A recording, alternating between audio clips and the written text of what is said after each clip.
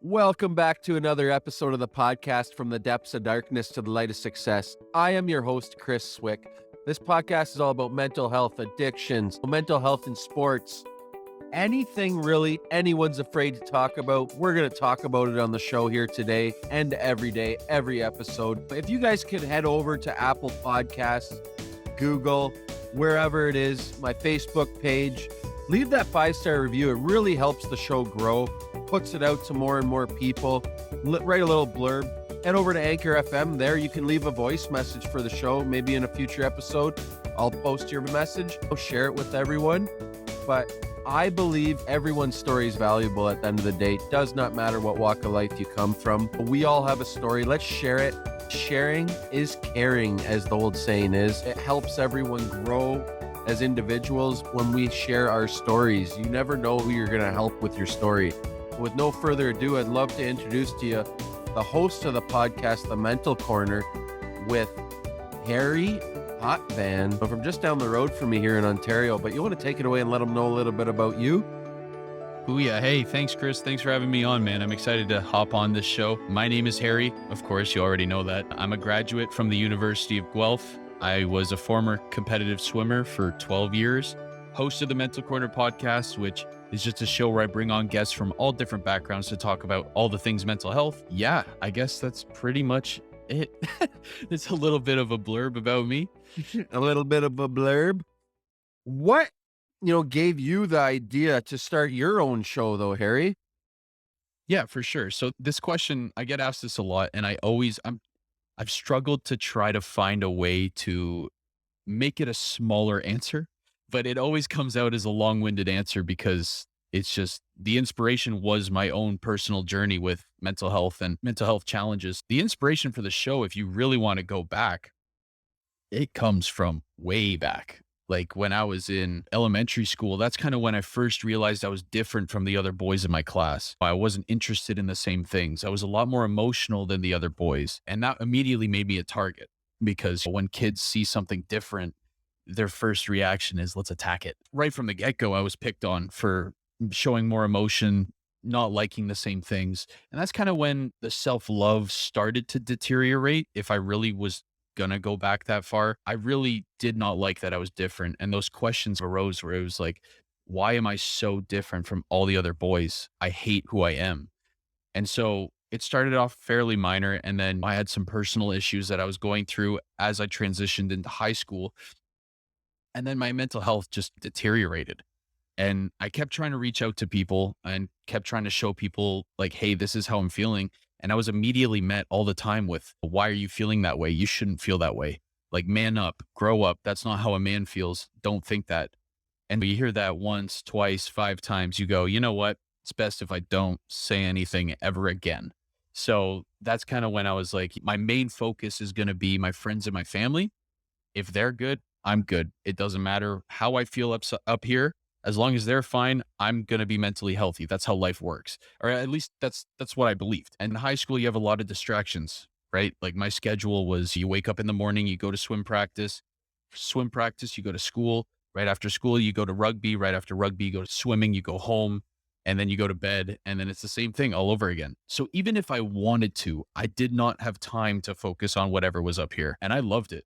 Personally, I love that I wasn't able to sit down with myself and really work on the challenges I was facing. And there were times here and there where I would slip up because you take the analogy of a tea kettle on the stove, you leave it on a hot stove long enough, it's going to explode. It's going to start making that loud hissing noise. So there were often times where my tea kettle just exploded and I was labeled a hothead throughout in like the sporting community and amongst people just because I didn't know how else to regulate my emotion because it was just such an overwhelming sensation every time. Whatever that was, I didn't mind getting labeled a hothead because I would rather that than address how I was feeling inside. So I would have rather people scared of me than people thinking I was weak. And so that went all throughout high school. And then university came, and that's the first time when people are alone for the first time. It's kind of the first time where people don't really have the high school distractions, the at-home distractions. And so that's when all of these feelings started coming up and all of these previous emotions started coming up. And I realized I don't have any of the tools for this. I don't know I don't know how to deal with any of this. And so in first year, it was very overwhelming. And I kept trying to suppress the feelings as they showed up. And then eventually it just started taking shape of suicidal ideation. And at first it was innocent thoughts. Oh, what if I cross the road at this specific time and that car hits me just right? Or would people really give a crap if I died? And who would anyone even show up at the funeral? So it was a bunch of innocent, quote unquote, innocent thoughts at first, but then they really started to take shape. And, fast forward a couple years of me trying to go to therapy and having it fail every time, the suicidal ideation really started to take some serious shape. And it wasn't until I tried to take my life a couple times, but it wasn't until that last time where I realized, what am I like? I don't really want to die. That's not actually what I want. It's just, I need serious help. So that's kind of, it was my last year of university. And that's kind of when I decided I need to do this for myself. And I finally got the help I needed. I was going to therapy. I found a therapist that actually worked. I put my ego aside. I started doing the self help. And then I was asked by my university to go on a men's only mental health panel. And I realized this is going to be the time where I open up about everything. This is going to change everything because I'd been open about, oh, I'm sad. I go through some things, but I was never open about everything, like the suicide attempts or the wanting to die so severely. And so in front of 300 strangers and a couple people I knew, I opened up. And it was the scariest thing I've ever done, to be completely honest with you, because all those thoughts are running through your head. Oh, yeah, are people going to judge me? Are people going to view me as less of a man, as less of an athlete, as less of a person? It was met with nothing but positive reception for weeks on end from people I don't even know. Like people were coming up and saying, my brother, my dad, my friend, I went through something similar. And that's when I realized like there needs to be more discussion here because there's so many people going through things who don't realize that everyone's going through something. And so originally my show was going to be just a YouTube channel of me talking back and forth with the camera about things that I personally have experienced in my life. And then my buddy who lived in the room across from me wanted to come on for an episode. And we just talked back and forth about sports and the mental health aspect of it.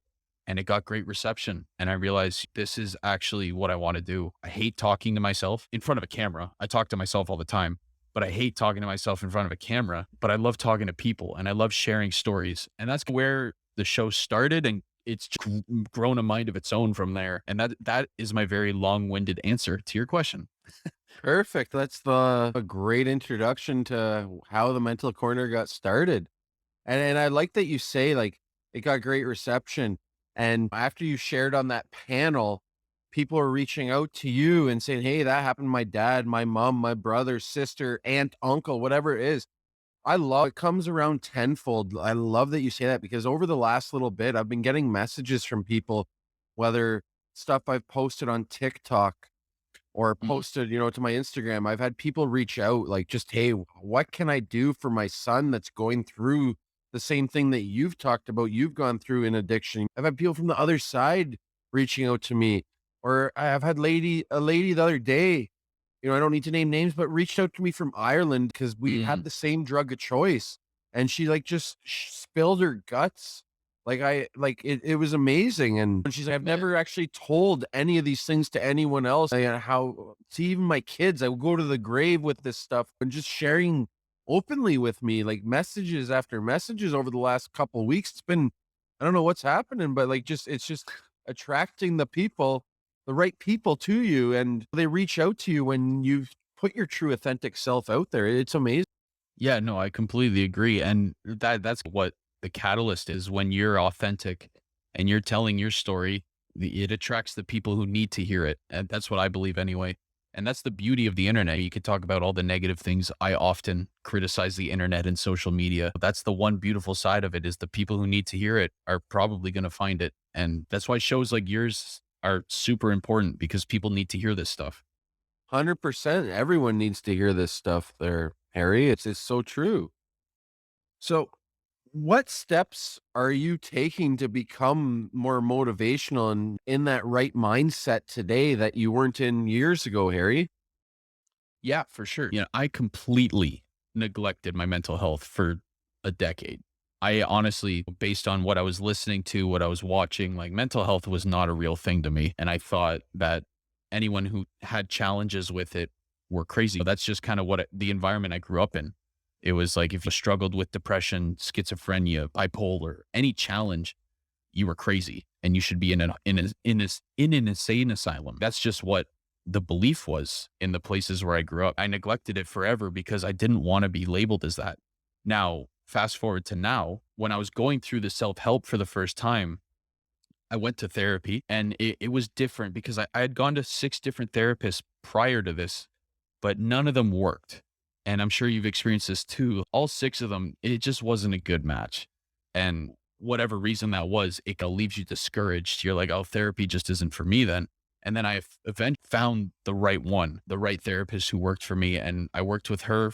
We went twice a week at the start. I went on medication for a short period. I started doing a lot more self-awareness things. I was journaling. I was writing down when I would feel very overwhelmed. I was writing down exactly how I was feeling and reading it over as opposed to just keeping it bottled up. And now if you translate to right now, where my mental health has definitely progressed significantly, I do a lot more meditation. I do a lot more yoga. I do a lot more journaling again, but also just trying to stay in tune with how I feel. When I was very in the pits of it and I would get angry, it felt very overwhelming. And sometimes I would black out because it was just too overwhelming and I just let my emotions take over. Now, when I feel those same feelings or the same suicidal ideations come on, I can recognize it. And I have these little tools in place that I've gained through therapy, I've gained through the self-help, and I try to practice them as often as I can, just so that not only am I constantly in tune with my emotions and how I'm feeling all the time, but I know how to handle it when it comes on heavy. That's amazing that you've, come to the realization, therapy is huge. It's cool to go to therapy to me today. I thoroughly enjoy it. I get so much out of it. The tools that I get away from it and all those types of things are amazing. I truly enjoy therapy today. It took me many years to find the right therapist as well, like yourself. Keep going and and find the right one though. You will find the right fit. Not everyone is going to be the right fit for you. It- Yeah, no, the first 6 absolutely sucked. No, no offense to them, but it was definitely not a match. The first 6 really shaped how I viewed therapy because you would go in and it's the same question every time. Okay, where do you start? And it's okay. I sound like a broken record and I'm never getting anywhere because it's a half an hour session or it's an hour session. By the time you're done explaining the part that you've already explained, they're like, oh, we're wrapping up. And then there's the people who don't even look at you. They're taking notes the whole time. They don't make eye contact. There's the people that they check their watch or they talk over you because they like to hear the sound of their own voice. So it's not just therapy. It's every profession. You're not going to have the perfect person every time. It's just a matter of going through and seeing who works for you. So I was just lucky that I found mine in the time where I needed it desperately.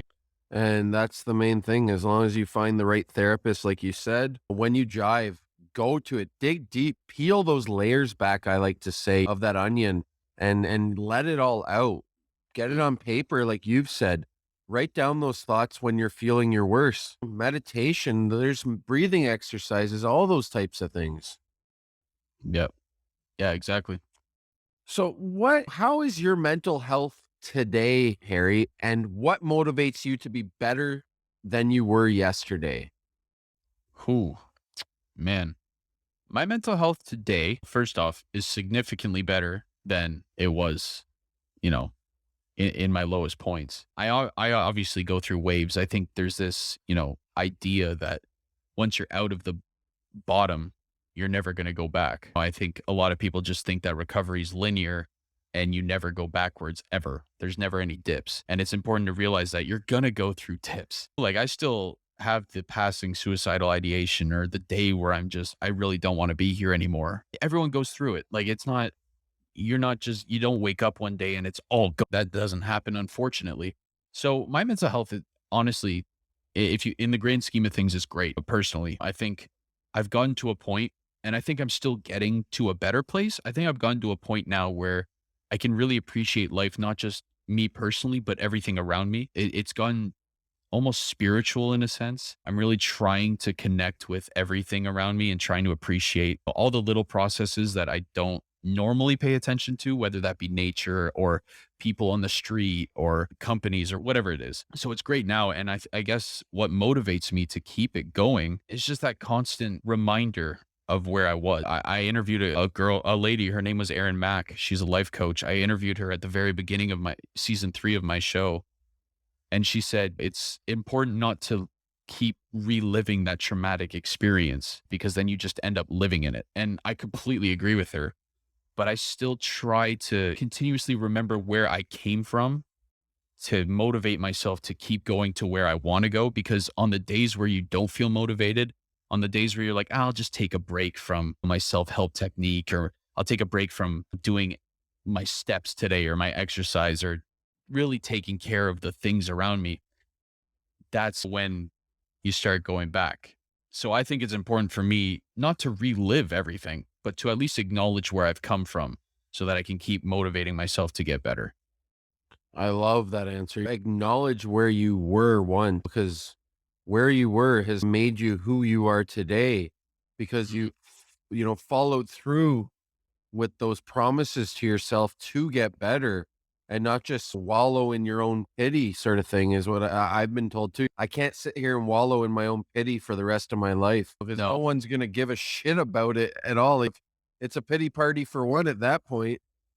Yeah, no, seriously. And what else motivates me, Chris, is when I do look back on where I've come from in terms of my mental health, I don't recognize that person. I can watch videos, I can look at pictures, I can remember things that happened, I can listen to stories that friends tell. I don't remember that version of myself. And I think that also motivates me to keep going because, you know, you don't realize the small improvements you make every day until you see that big difference from years prior. I remember I was watching a video with my family and it was from like, it wasn't even that long ago. It was from like 2017, 2018. Just watching the video, I'm like, who is that? Who is that guy? That's not me. I was so confused. So it's just seeing things like that motivates me as well because you didn't even realize that change. And look how different it is, like just from the videos you're watching. So that also motivates me to keep going. That's crazy because coming up on 2 years soon myself, clean and sober, and Mm, just going back through pictures and looking at myself in my worst state, even 2.5, 3 years ago. It's just wild, like the swollen eyes, the swollen cheeks, like the swollen face, man. just from all the abuse and stuff like that. But and you put me side by side, and then it's totally different now. Like, I have life Mhm. in me now. I love that you like say that too. Like, I can go back and I don't recognize that person. Was that really me with this Yeah. big fucking beard and not taking care of myself? None of that. I wouldn't care. I could care less if I didn't have a shower for a week. Yeah. Yeah. No. And congrats on the 2 years, man. I know that's not easy. So, No, it you know, it definitely you're is doing not a great easy at job. all. Yeah. Is having a big ego, Harry, a negative trait or a positive trait? Ooh, great question. I don't think there's anything wrong with having an ego. I think the problems arise when it gets in your way. And I'm going to keep this related to, oh, I could relate it to sports as well, but I'm going to keep it related to my own journey with mental health. My ego got in the way so many times. I was struggling for so long. And in university, it started really seeping out, like I mentioned. And friends and the relationship I was in, like, they kept going, maybe you should go to therapy or maybe you should get some help for this because it seems like you need help. And the ego in me went, what are you talking about? I'm great. Like, how dare you diminish me as a person by suggesting I go get help from someone I don't know?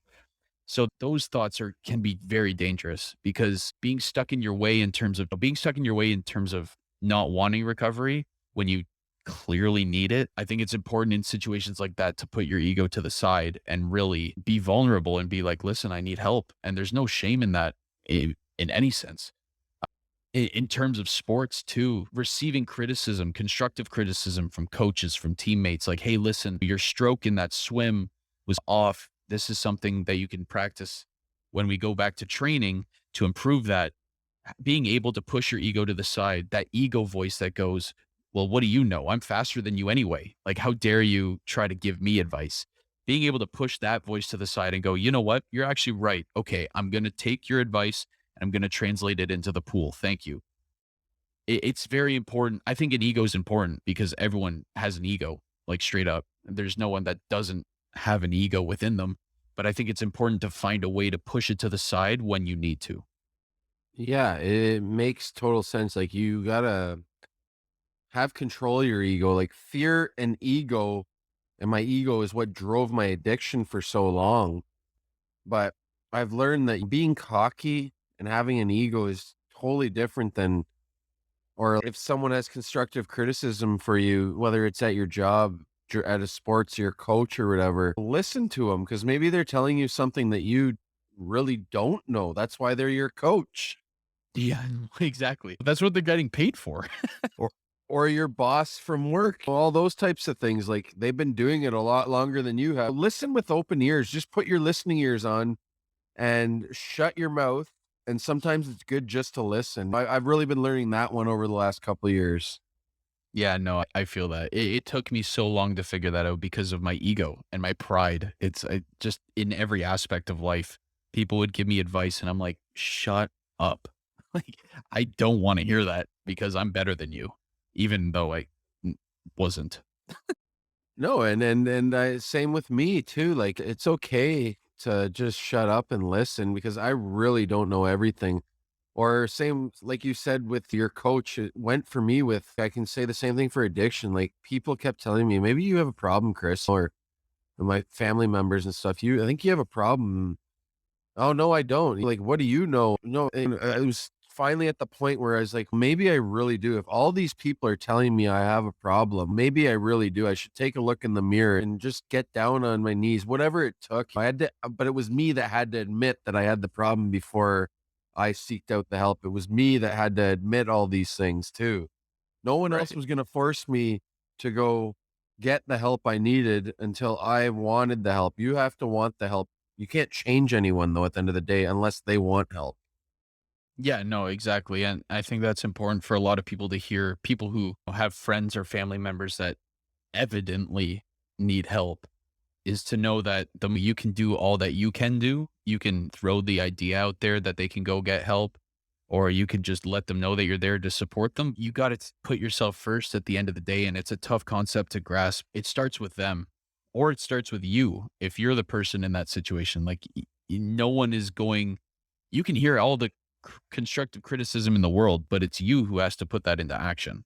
100%. Like you have to want the help at the end of the day. And there is help out there, everyone, whether people want to think it or not. Like everyone is here to help you. I'm on your side. Harry's on your side. My DMs are always open. I really appreciate when people reach out. I tell everyone all the time, reach out, shoot me a DM. I've even been nice enough to, I don't mind giving my phone number out. Like I don't mind at all. Just call me. If you're having a bad day, call me. Yeah, exactly. So if you were to reincarnate as an animal, Harry, based on personality, what animal would you come back as?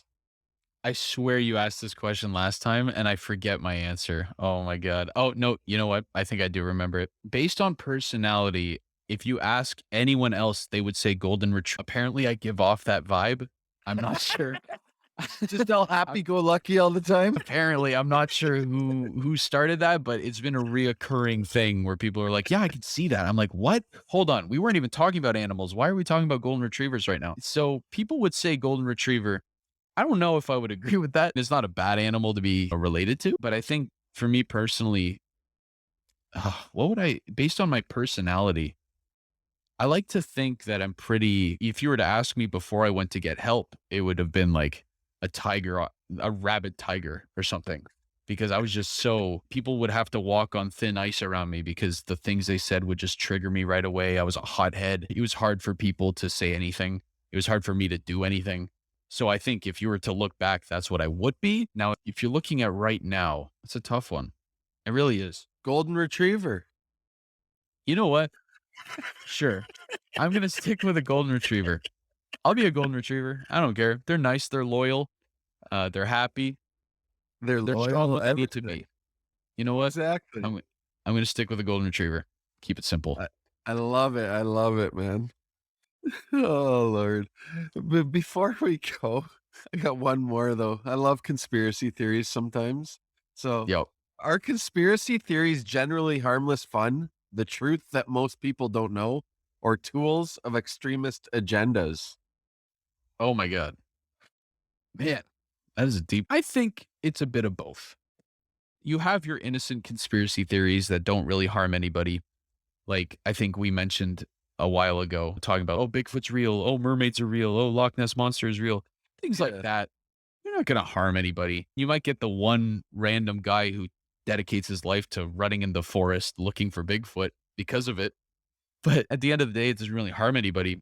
I think the harm comes when you get into the political area, you get into I don't even know. There's the problem with conspiracy theories, and you hear them all the time about politics, and you hear them about the coronavirus and all of this, and I don't wanna get into any of that because whatever, Yeah. but you know what I mean? But this is one of the problems with the internet. I read some of these conspiracy theories, I fall into the rabbit hole, I start to believe them. Like, some of the things they say, it sounds pretty accurate, and so you gotta remember that they're just conspiracy theories, and I think the problem is that it's very hard to identify what's, just a conspiracy theory and what's, like, hard given facts from a legitimate source, and on the internet, it's impossible to tell the difference because anybody can have a platform, anybody can have an opinion. And I think that's where it falls into the dangerous territory, is where people take their platform and their ability to just express however they feel to their advantage to publish their agenda. So I guess it's a bit of both. I know, and I see that all the time, especially like some of these bigger names. There's so many to name. They take these platforms and then they just have this and they bring everyone in. It's just, what is going on? Like this, the world we live in is wild west some days, I swear. Yeah. Yeah. No, The seriously. things going And on. it Like I've seen some friends that have just gone off the wall. oh my And I won't god. bring any names, and it's just what is going on in our world today? Like the next world, like not even world war is starting. Oh, they're gonna do this, they're gonna do that. I was like, holy shit, man. It's a lot. And I think the other problem too is that, and this is like the internet does its job here, honestly. The problem is that you could have one train of thought and then you look that up once, and then the internet that you have or Google search or everything goes, oh, that's what you're into. Okay, let me give you more stuff just like that. It gives you recommendations, and then you end up in your own little bubble. And I'm not picking a side here. It's for anybody on either side of any opinion. That's why it's important, in my personal view anyway, to keep your open mind and kind of look at all the different angles of everything. Because the second you start to just kind of fall into the same loop for one opinion and stay on one side as opposed to even considering the other side, that's where the danger starts to fall also. 100%, man. 100%. I love where that little conversation went about conspiracy theories. We'll make that for another episode, though. We could go down many rabbit holes here. Oh my god. But before we go, Harry, though, where can everyone find you on your socials, your podcasts, and stuff like that? And if they'd like to reach out to you, follow your journey, let them know. Yeah, man. I am the Mental Corner on all social media. I am most active on Instagram and I'm trying to get that following up. So just hit me up on Instagram at the Mental Corner. It's a picture of me with a very long goatee smiling with a yellow background. Just be sure to give that a follow. Apple Podcast, wherever you get your podcasts, really. I'm the Mental Corner Podcast. I post the videos on YouTube as well. I understand that watching a Zoom call is exhausting for people, but if you want to just listen to the audios, it's wherever you get your podcasts. And actually, if you don't mind, Chris, I was going to make an announcement because you said this comes out the 22nd of November. Correct. Correct. Yeah. So what I'm wearing right now is actually my own merch, I guess. I'm selling long sleeves starting November 14th, which is when my 100th episode comes out. The design on the back, I can't turn around, the studio's too small, but the design on the back was designed by a girl named Blith O'Connor. She's an incredible artist and I'm just super pumped. So that link will be wherever you find me. And if you want a shirt, go ahead. But honestly, give me a follow, 5 stars, buy a shirt, whatever. Shoot me a message. I want to hear from you. I want to talk to people. Let's connect. Yeah, that's where you can find me. Thanks again, Harry. And, and like Harry said, go hit him up, give him a 5-star review, write a little blurb. We as podcasters could really use that. It puts our show out there to other people. When you give those reviews and stuff like that, it means a lot to us as content creators. But thank you very much for taking the time out of your day today and coming on the show, Harry, and having a great chat about mental health, having a great chat about conspiracy theories and whatnot.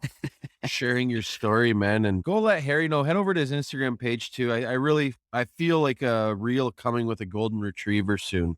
Oh man. Thank you, Chris, for having me on the show, man. I love what you're doing. And I see your posts like every third day there's a new episode. So just keep going, man. You're working your ass off and it's all paying off. I love to see it.